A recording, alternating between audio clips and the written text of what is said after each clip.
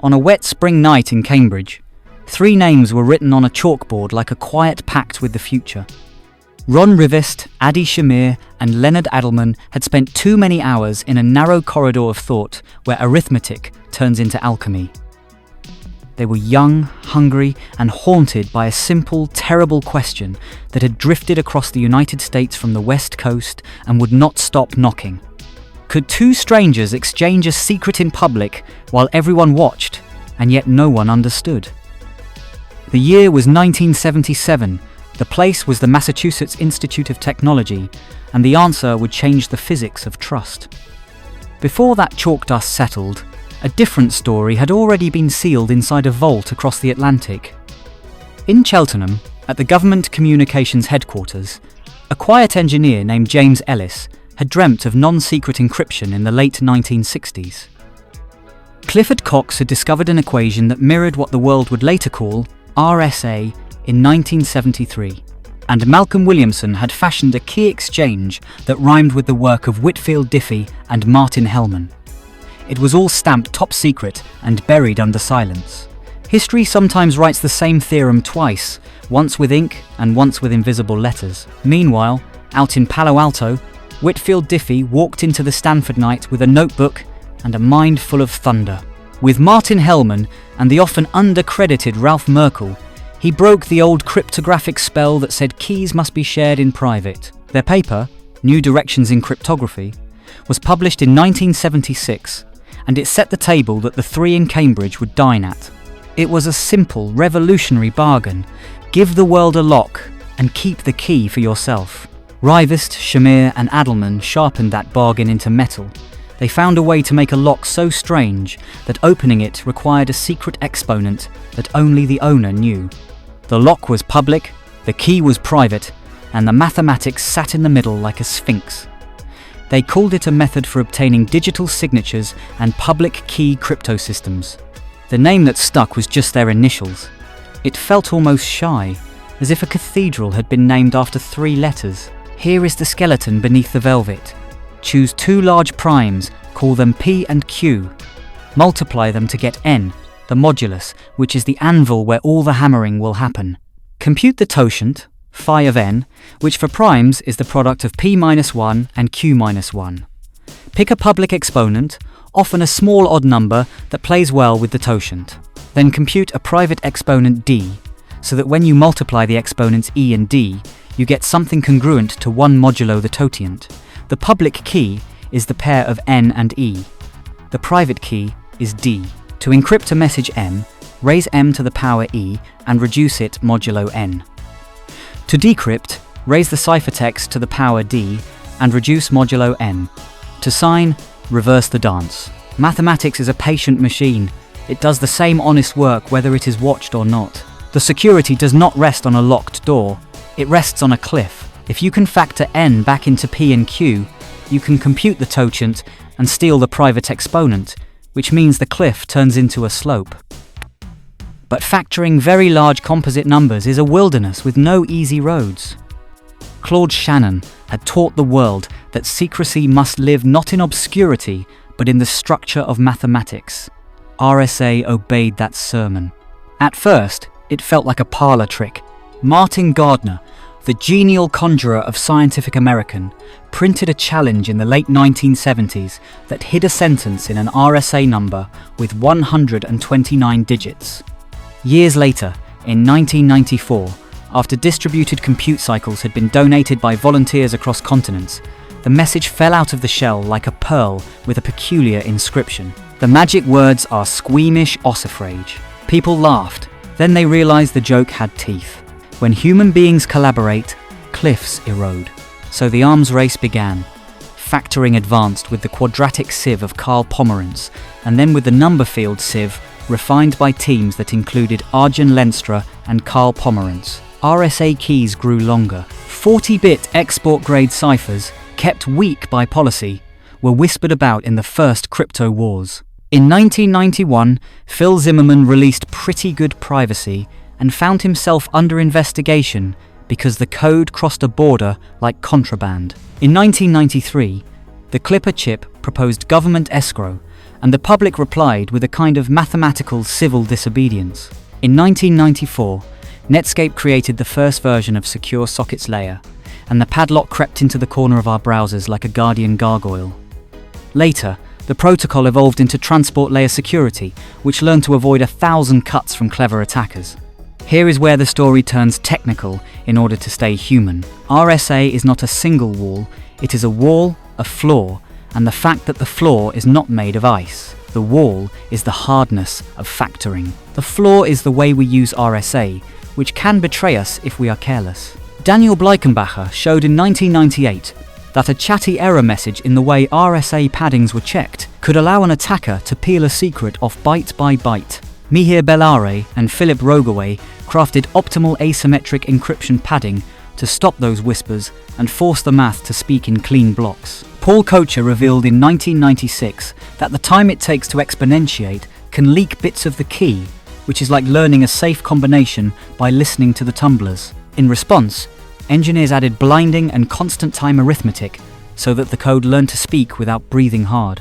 Eli Byam and Adi Shamir, and later Paul Kocher with Joshua Jaffe and Benjamin June, taught us to fear power traces the way a detective fears a coffee stain at a crime scene. Dan Boney, Richard DeMillo, and Richard Lipton showed that a single fault during Chinese remainder theorem optimization could crack a private key open like a hot chestnut.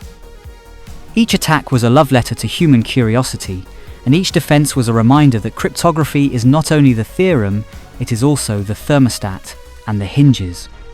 There is also the law. RSA, the idea, was born at a university. RSA, the company, was born in the market. The United States patent that covered the algorithm was granted in 1983 and expired in September of 2000. For nearly 2 decades, the firm licensed the method and sold a library called B-Safe that lived quietly in 1,000 commercial products. Then the patent died a natural death, and the algorithm did what good science always does when it can. It joined the commons and turned from a rentable apartment into a public square. With RSA, signatures became sentences the entire world could read and only one person could have written. Money leapt across fibre without losing its shape. Elections began to dream of end-to-end verifiability. Medical records took on a glass skin that was hard to scratch. Journalists whispered with sources through encrypted channels. The human rights worker and the hedge fund manager carried the same mathematics in their pocket, and both owed a debt to Leonhard Euler and Pierre de Fermat, who had played with congruences in the 18th century for no other reason than joy. The impact is not confined to screens. RSA changed how we occupy reality. Before, distance was a tax. After, distance became a costume. Trust, once a local flower cut and carried by reputation, began to bloom at planetary scale. This brought prosperity, mischief, emancipation, and new forms of control. Ransomware crews learned to hold hospitals hostage. Dissidents learned to speak without being suffocated. States learned to watch at scale, and sometimes to weaken math by policy rather than by proof. The psychology of the crowd changed. We began to feel safe when a padlock blinked. The way sailors feel safe when a lighthouse winks, even though we know fog has a mind of its own. There is a darker corridor. In 2013, documents suggested that some standards were salted with weaknesses. Confidence shifted from algorithms, which are clean moral objects, to implementations, which are human. We relearned the old lesson that code is not law until it is audited, and that trust is a ladder built from both proof and process. The field absorbed the shock and kept building, because that is what applied mathematics does. It bends without breaking. There is also the future which watches us from the tree line. In 1994, Peter Shaw wrote a paper that turned our cliff into a sandcastle under certain physics. If a large, fault-tolerant quantum computer were to be built, integer factoring would collapse into a polynomial time stroll. The private exponent would be within reach the way a fruit is within reach once you bring a ladder. The result is a migration that has already begun. Lattices and codes have stepped forward. New standards have been chosen. Names like Kyber for key exchange and dilithium for signatures. They are not stories of locks and keys as we knew them. They are crystals and vectors in high dimension, and their difficulty lives in different corners of combinatorics. The The community is doing something very human and very brave. It is changing the tires while the car is moving. What never changes is the sound underneath the noise. RSA taught the network how to say, "This message came from me and not from a ghost." That simple sentence built commerce, kept friendships alive across oceans, and carved out private rooms inside a very bright house. It also armed criminals, confused policymakers, and made the ancient game of espionage less a duel in alleys and more a duel of proofs. The earth itself felt the weight shift. Supply chains shortened because information traveled safely. Remote work took root because signatures could bind contracts without hands touching. The cost of trust fell, and when the cost of trust falls, entirely new markets become possible, and so do entirely new mistakes. If you peel away the headlines, you find something almost tender. RSA works because prime numbers are solitary, and because multiplication is easy while unmultiplication is hard. There is a melancholy in that, a lesson from psychology embedded in arithmetic. Our minds like to build. They resist unbuilding. Forging a relationship is easier than breaking one gently. Writing a sentence is easier than erasing it without leaving a smudge. RSA made a moral from a mathematical asymmetry. It made a civilization out of a one-way street. Go back to the chalkboard. The chalk was cheap. The room was small. 3 names, a few primes, a totient, and a pair of exponents. Yet from that room unfolded a new theatre of the real. The shoppers in Nairobi and New York, the coders in Bangalore and Berlin, the nurse logging into a patient portal in Bristol, the student in Sao Paulo signing an application, the whistleblower in Moscow passing a truth through a narrow pipe. The same equations again and again, like a heartbeat you can trust.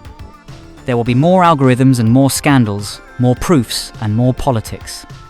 There will be moments when a bug in a padding scheme threatens to knock the crown off the king, and there will be quiet years where nothing happens except 1 trillion secure handshakes and no one writes a song about it. There will be quantum machines and there will be countermeasures. The story does not promise safety. It promises rigor. It promises that if you put your faith in mathematics, you get something colder than hope and warmer than chance. RSA is not a relic. It is a tide that has already shaped the shore. Its broader impact is not simply that money moves or that secrets stay.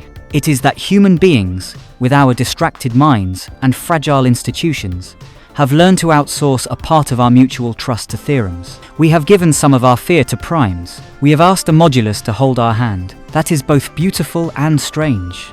It is as if the species found a way to pour part of its conscience into arithmetic and then use that arithmetic to govern the movement of love letters, medical scans, voting rolls, and fortunes.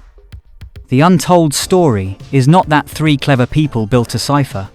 The untold story is that a cipher built a different kind of world and then slipped quietly into the background. It is there when a website loads, when a contract is signed, when a journalist with a trembling finger presses send. The lock is public. The key is private. The consequences belong to all of us. And somewhere, under the lights of a campus that has already changed again, a chalkboard waits for the next set of initials.